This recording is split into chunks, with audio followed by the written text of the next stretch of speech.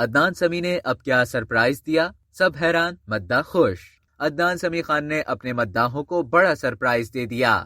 گلوکار عدنان سمیع خان نے اپنے مداحوں کو photo and video sharing plate form Instagram سے اپنی تمام پرانی پوسٹ ڈیلیٹ کر کے الوداع کہہ کر شش و پنج میں مبتلا کر دیا تھا۔ اب انہوں نے ایک اور پوسٹ کی ہے جس میں گلوکار نے موسیقی کی دھن پر الوداع کہہ کر اپنے نئے گانے کا ٹیزر جاری کر دیا ہے اور ساتھ ہی بتایا کہ یہ میرا انداز ہے الوداع کہنے کا۔